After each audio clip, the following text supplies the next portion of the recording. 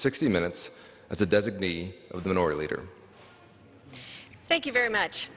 Tonight we're here to have a conversation about the situation at our southern border. The President calls it a border crisis and a humanitarian crisis, and yet others call it immoral to give more funding to secure our nation at the southern border. So what really is it? What is the situation? You know, we are in the 20th day of a government shutdown over the question of, is the security of the American people at risk because of what's happening at our southern border? And if it is, what should we do about it? My colleagues and I tonight want to share the facts regarding the situation and some stories from our districts that illustrate why we support building a wall as well as securing our border in other ways.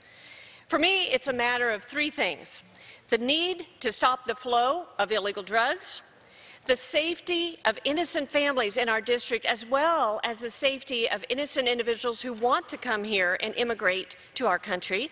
And third, I believe it's a matter of fairness. So let me share what I mean.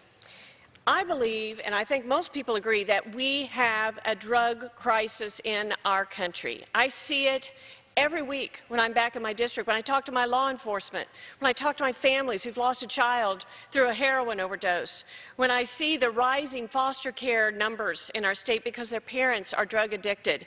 We have a crisis. And I recently had a chance to travel to the Nogales, Mariposa port of entry, and that's south of Tucson, that's in Arizona, and boy, was it eye-opening.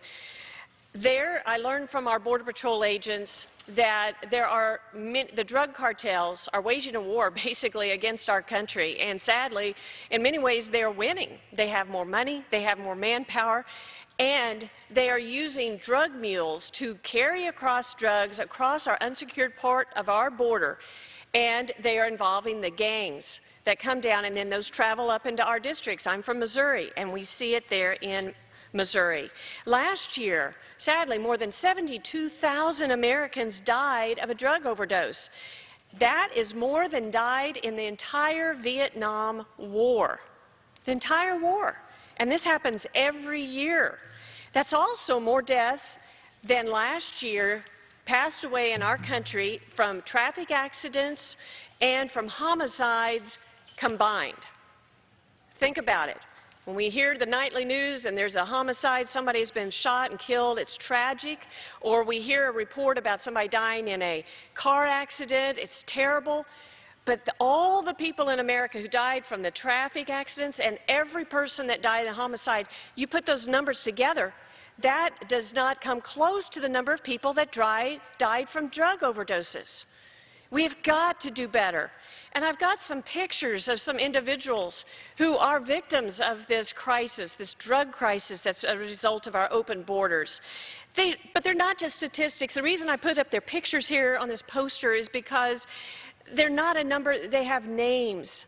They lived, people loved them. They were sons, daughters, co-workers. They were friends. The lady on the far side with her little boy, her name is Victoria and her son is Andrew. Now, she didn't pass away, but she's been addicted to meth so that when she gave birth to Andrew, he was addicted and had to go withdrawal symptoms, and she struggled with a drug addiction. The young man in the middle is named Amen, and he sadly passed away from a heroin overdose. The mother here and her daughter, she is still alive, but she's struggling with drug addiction through heroin, and she's lost custody of her little girl. Like I said, we have record number of foster kids right now in America because of parents losing their children to drug addiction. And so a large number of the people that we have that have drug addiction that's due to opioids. And in fact, according to the CDC, of more than 72,000 drug overdoses, many of them were due to fentanyl, which is also coming across our southern border. In fact, fentanyl killed 30,000 Americans last year. And the Border Patrol is doing a great job with the resources they have, but they need more help. They found and interdicted 1.2 tons of fentanyl. 1.2 tons, and that is enough, get this, that is enough to kill every American. It only takes 2 milligrams of fentanyl to kill an individual, and you add up how much 1.2 tons of fentanyl the damage it could do, it adds up to over 500 million people could be killed. Unbelievable. Then cocaine. They seized enough cocaine at the southern border last year to fill 141 one-ton pickup trucks. And I made a poster just to show this, because a lot of us are familiar with pickup trucks. We have one-ton trucks, we have three-quarter-ton trucks. 141 of them, picture them filled with cocaine. That is how much was caught by our Border Patrol at the southern border. We have no idea how much more was not caught. The next one I want to talk about is methamphetamine. They seized 124 tons of methamphetamine. And here's a face that maybe we've seen these posters or pictures before, but this is what meth does to individuals in a very short amount of time. It is awful, it is so addictive. Missouri at one time was called the meth capital of our country. It tied with California for several years. Terrible distinction to have, but there was meth labs everywhere. Our law enforcement were doing as good a job as they can, interdicting and shutting down these meth labs. Now, when I talk to my law enforcement at home, they say, you know, we don't have hardly any meth labs. But the reason is sad. The reason is because the meth is still there, but it's coming across our border. It is part of this tonnage coming up. That's why we have to build a wall and secure the border. I could talk about heroin. They seized 6,500 pounds of heroin. That's over 3 tons. In Missouri, in my state, we lost 380 people to heroin overdose last year. And this is the fact, 90% of the heroin in our country comes from across the southern border. And the drug cartels aren't backing up. They don't care. They see this as a revenue opportunity. They don't care about people. And the amount of increase, just in 2 years, 73% increase in fentanyl they've shoved across our border, 38% increase in methamphetamine, 22% increase in heroin. That is what is just seized. Our Border Patrol needs some help. We have got to stop this drug crisis. But there's more. Besides drug deaths, there's been numerous deaths linked to illegal immigrants that come here. Now, all of us support people coming here legally. Almost every one of us in their body have some story about a relative who came here. Maybe they went through Ellis Island. I support legal immigration. But when we have an open border, anybody can come across. And last year, they caught 17,000 people coming across the border who had criminal records. And the ones who didn't get caught end up in our communities and sadly kill people like Officer Singh. Our hearts were broken the day after Christmas when we heard the story of this legal immigrant who did it right, who came from Fiji. And he immigrated here, and his goal was to become a police officer. He wanted that so much, first to be a citizen, but then he traveled 4 hours every day to attend his police academy. He learned English. He took English classes to learn that language so that he could be a good police officer, and he was a good one. He was an honorable one. And an illegal immigrant shot and killed him. Came across our southern border. This is why we have got to secure our border. And we can do it. We can do it. I'm also concerned about the innocent people who are being told a lie by the drug cartels. They're giving their life savings to a coyote to come here.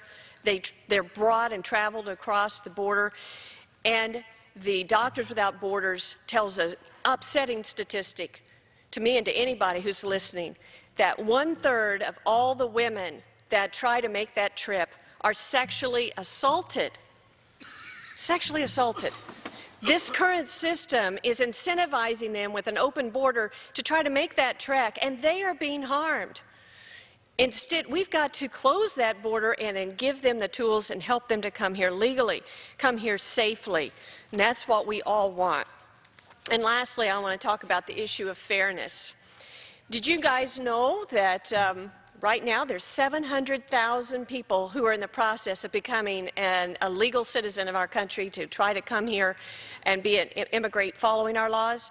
I know in my district I'm working with some families that are trying to get relatives here through the legal system, and it's amazing what you go through. First of all, it takes years. It takes years, but they fill out the paperwork, and I've seen the pictures and the stacks of the paperwork that they have to file with our immigration system to get them here. So there's 700,000 people right now trying to do that. And it is just not fair to allow people to jump the line and to just walk across. And because of the way our laws are now, if you bring a child or you're into our country, they can only hold you 20 days, and then you got to let them go. And so they know that. The drug cartels, I learned at the border, actually have attorneys. I mean, they're a big business. They are something else. But they know the laws, and they know they're going to be let out, and they're here. And that's just not right. So we can do better. We can secure the border. $5.7 billion in the scheme of things is not that much. We give $50 billion every year for foreign aid. So it's about 1/10 of the foreign aid we give to other countries to secure their country. Why don't we secure our country? We can do that. And